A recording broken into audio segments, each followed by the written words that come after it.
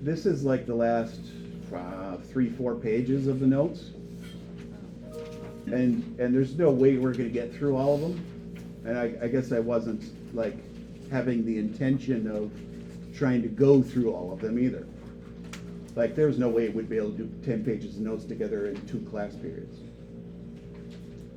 But I wanted to do questions from a graph, and there's a lot of different variety of questions you can get just from this one graph. And so I thought it would be helpful for us to go through with it, go through the mental process that you should use when looking at a graph.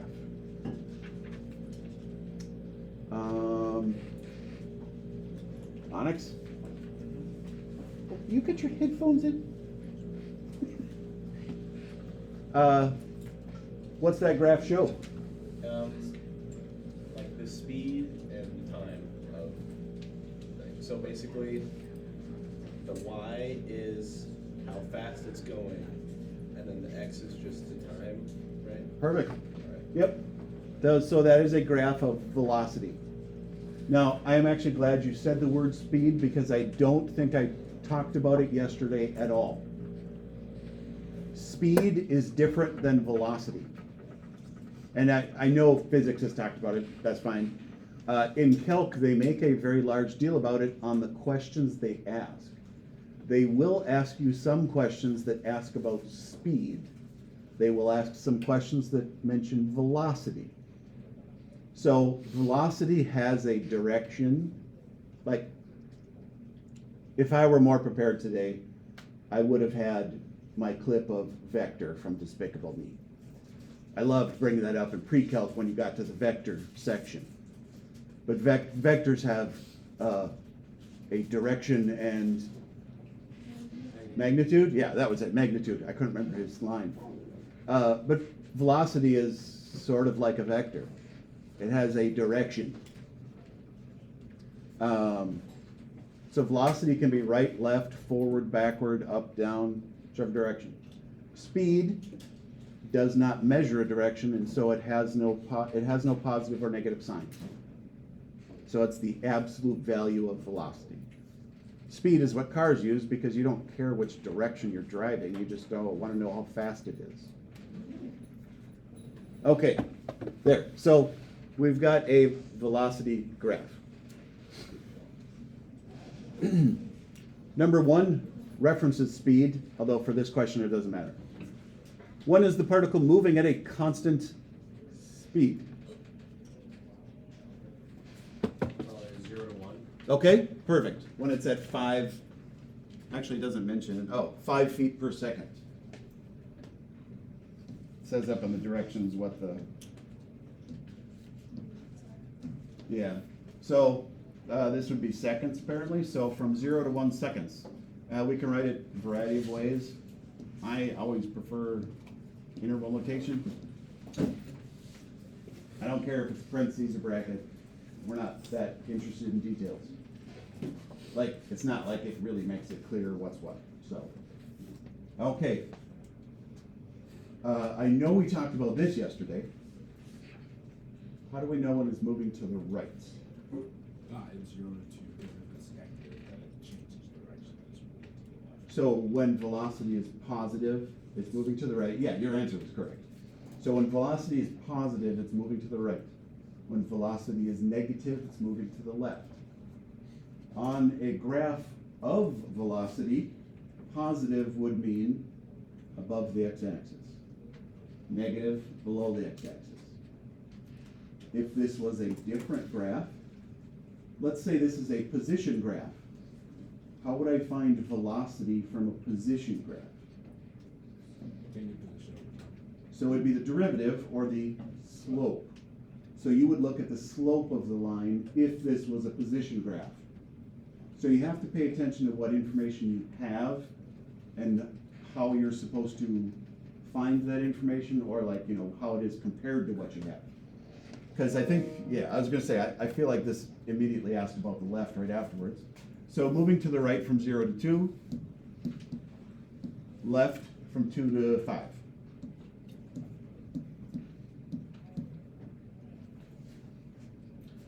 Where I was actually surprised it didn't ask is when was the particle stopped? 2? 2 and 5.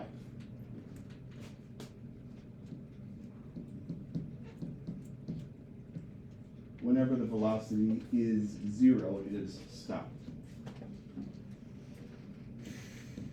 And I realize some people kind of look for the loopholes in this, because there is no way that the particle could be moving at time 0, but we ignore that. My guess is this particle was already moving and they just started recording when it was moving.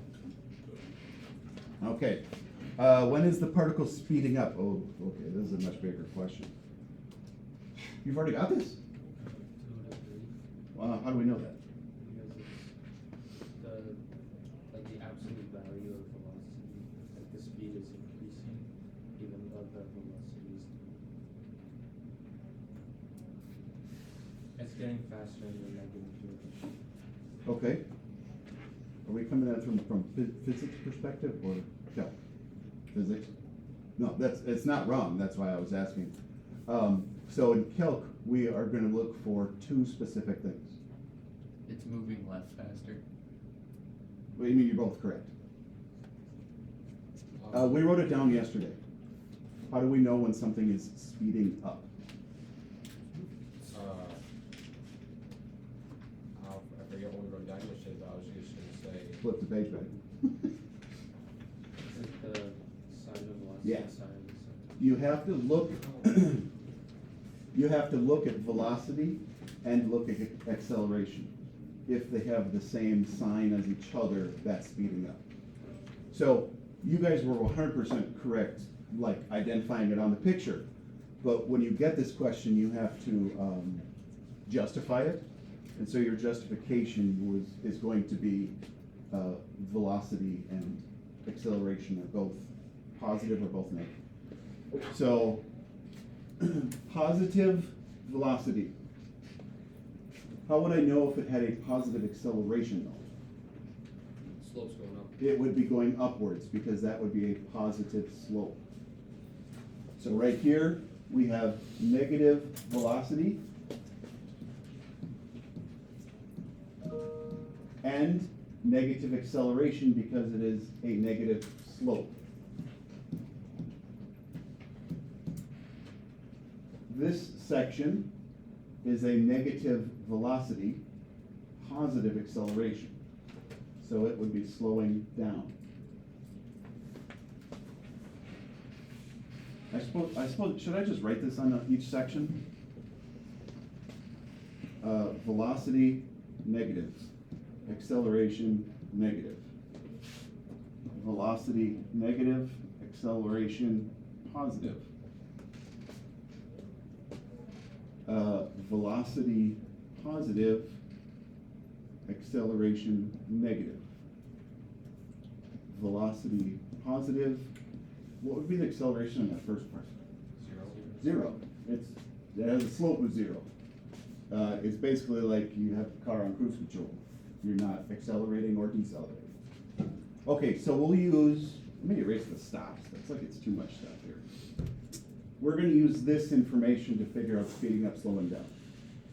You are 100% welcome on our tests or the AP test to write directly on all the graphs. So if you need to do something like that for yourself, feel free. So speeding up is only from 2 to 3 because that's the only section they have the same sign.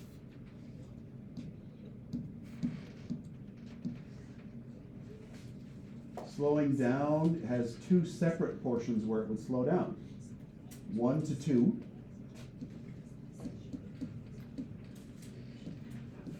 And 3 to 5.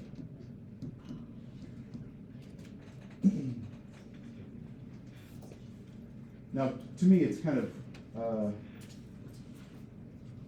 no, how should I say it?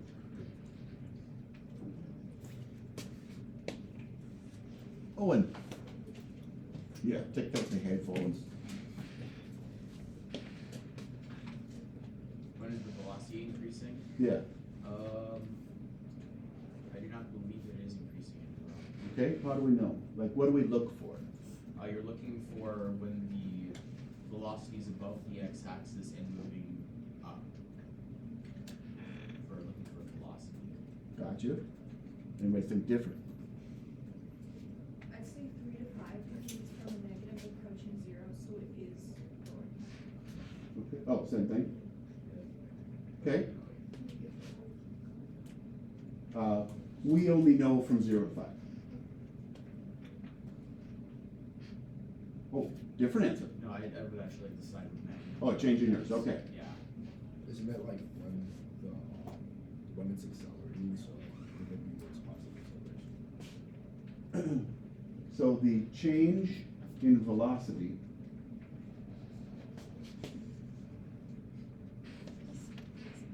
I think my t-shirt, swipe it.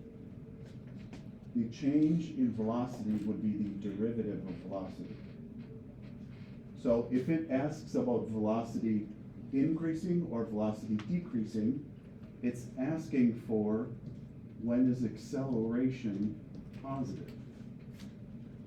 Because a positive acceleration would be an increase in velocities. A negative acceleration would be a decrease in velocity. So the only section that has a positive acceleration is 3 to 5. And your explanation was 100% correct. This was like the fastest negative number, and as the negative numbers go upwards towards 0, it's technically accelerating. So if it said wind velocity is increasing, would it be like accelerating as negative? Yep. Yep. Which? Yes. So I want to just write like little tiny notes for you guys so you can, and I don't know if we should do all of these questions. I'm happy to do whatever you guys want me to. If you guys want me to skip over some, I can. It's just, there's so many little details to look at from this. So I thought it would be important to try to get as much as we could. 8. Are your answers, oh, no, skip that. How fast is the particle moving at time 4? And in what direction? Are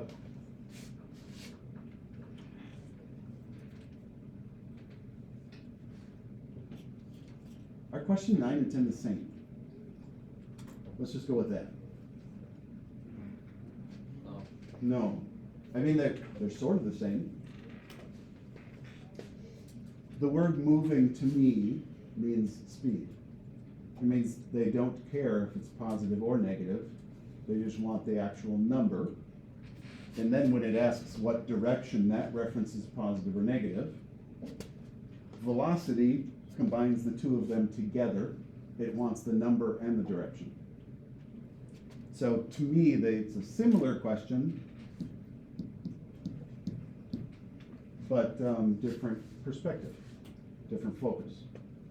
This is 2 separate questions. That's 1 question with the same information. We should do 11 though. That one I know I need to do. How do I find average velocity? This is actually from like forever ago. Take the position over time. Okay. Can I write delta? You guys good with delta? Yeah. Good, I don't have much room. Change in position, which is S. Change in time, okay. Well, 2 to 3 seconds we know.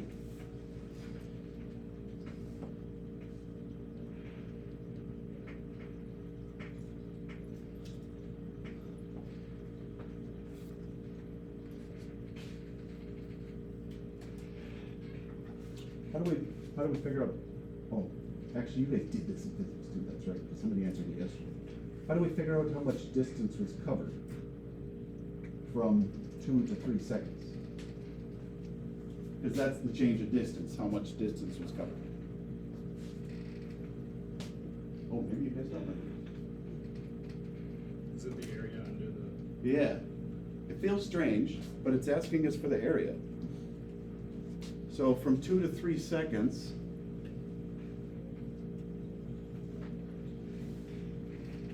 we would find the area of that piece. And I'll talk about it after I find the area. Looks like it's 1 by what? 10? So this has an area of 5. Area cannot be negative. Which, there's weird details to that later, but area can't be negative. If this were a rectangle, it's easier to follow mentally. So let's pretend it's a rectangle. This 1 represents what? Time? Like seconds? The 10 represents feet per second. If I would multiply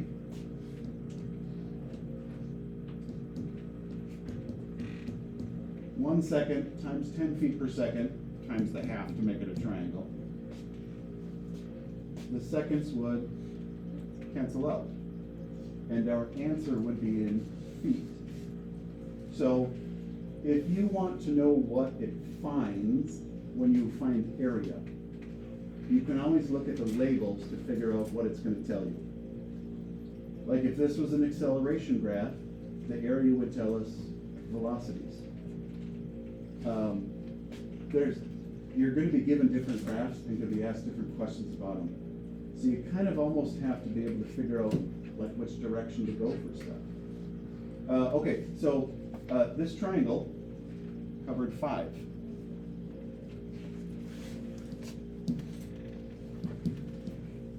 Average velocity was 5 feet per second.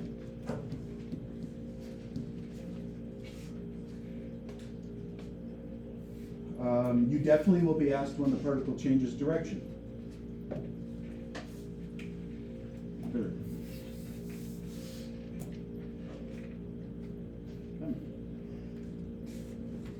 Where would the particle change direction? 2, because it was positive, which is to the right, negative to the left. It does not change at 5 because it doesn't turn positive. Yeah, it just stops. Okay? What time do we get to? 27. I was hoping to leave you some time in here so I can help you with things, because I'm sure you had questions from yesterday and whatever. Do you guys want to scan this page? And I believe the next page goes from this picture too, doesn't it? Yeah. Scan those 2 pages, see if there's something on there that would confuse you. See if there's something we should do together. Rather than me deciding, what would be confusing for you, look through the rest of these questions and see if something is there that would throw you off.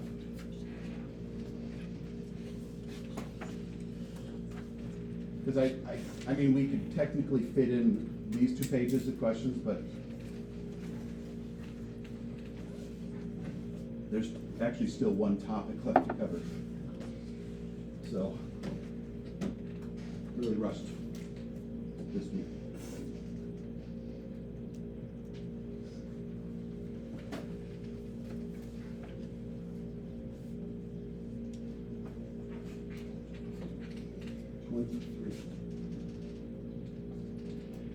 When is the acceleration undefined on the interval 0 to 5?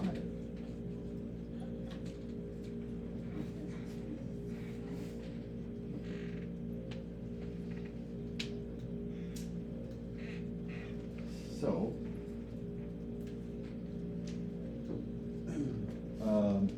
that's a good one to bring up. Acceleration undefined. Because this is a graph of velocity, it's asking us when is the slope undefined. So, to use some old words that are harsh, bad, when would this graph be undifferentiable or not differentiable? Sharp points. Sharp points or vertical asymptotes. So it would actually have 3 of them. So acceleration can't like instantly change, and so that's kind of what it's referencing. Because we've got a negative acceleration immediately to positive, and that's not possible. The averages were not the answer. T equals 1, 2, and 3. Oh. Yeah, or I don't even remember what the question said, from 0 to 5. So T equals 1, 2, 3.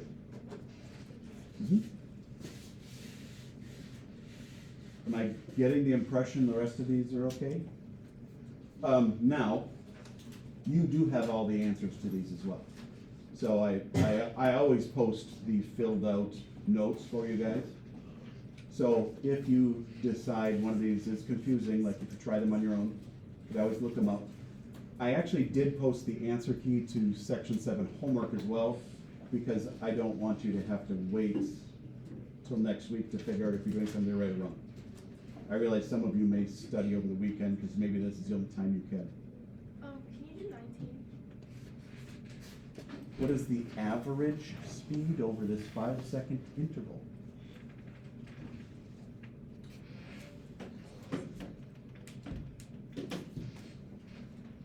So for 19, I would break it up into 2 pieces.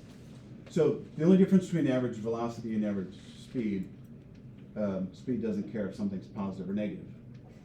And so I would break it up into this one, which had positive velocities. Whoa, wait, it said average speed, didn't it? So it wants average height. I was thinking acceleration, or I mean, position.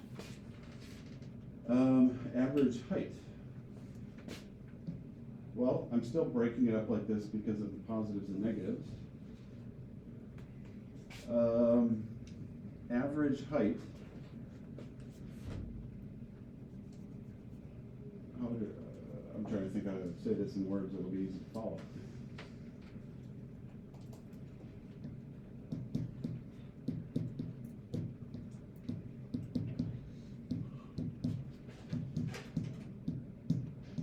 In general, ignoring shapes, this is how you find area, is you take the 2 dimensions.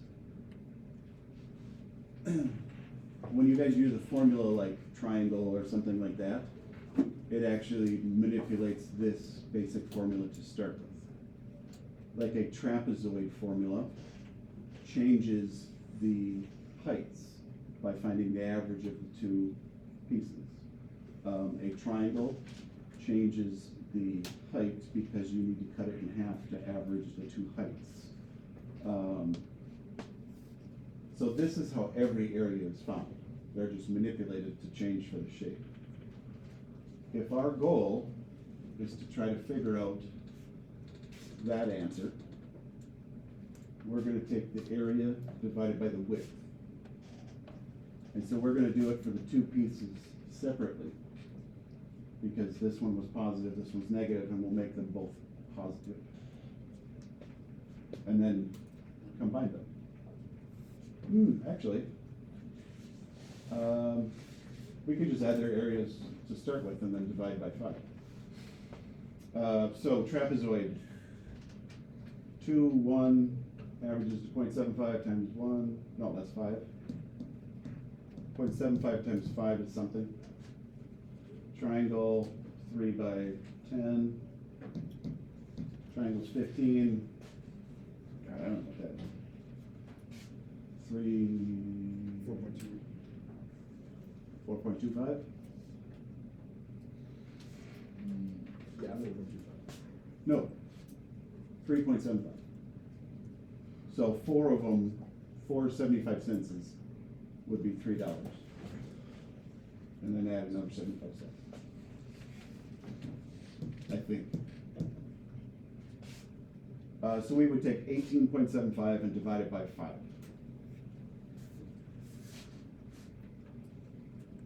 Did I lose you during the process? Why is it divided by 5? So we just figured out the area, which may be right, might not be right. The width of this entire thing goes from 0 to 5. Oh.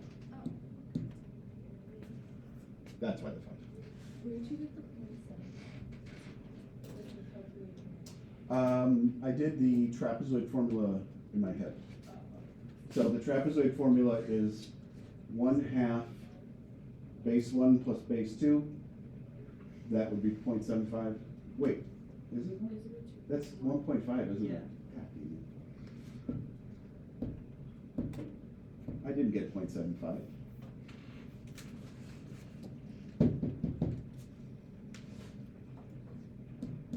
My head's just not working right. 7.5. Wait, is that what you tried to say in the first place? No, I didn't see that. Oh, you went by 0.75? 22.5. As I said from the beginning.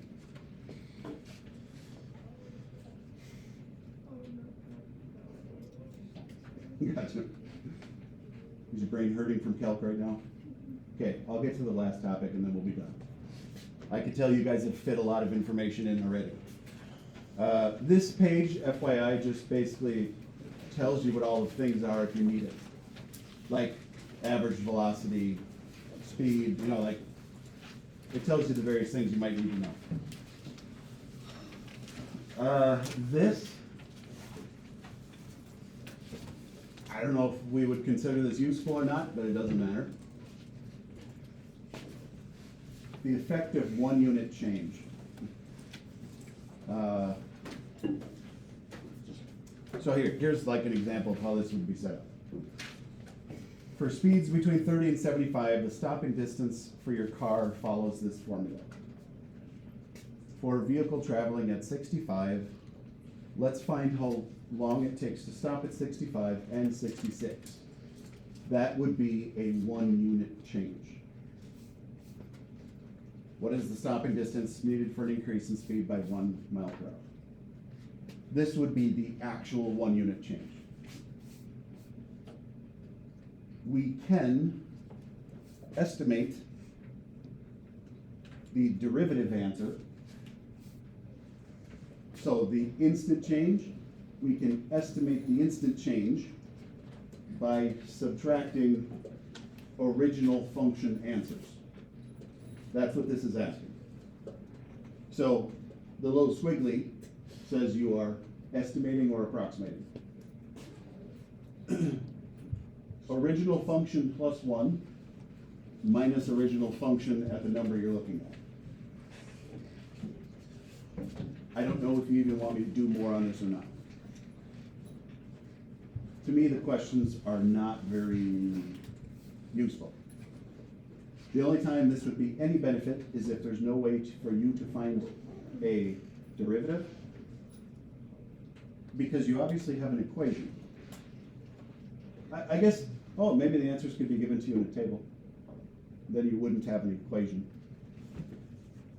That might be useful there.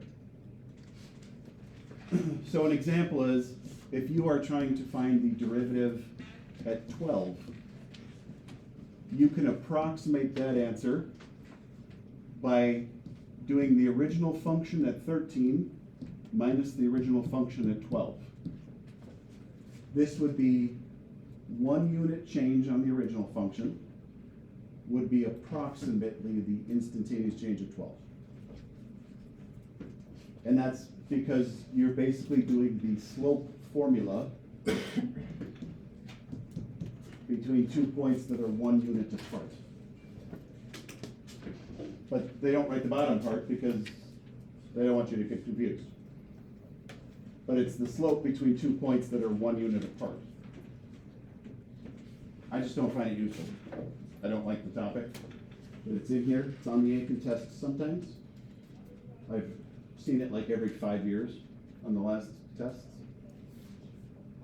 I'll stop there. We only have 10 minutes left.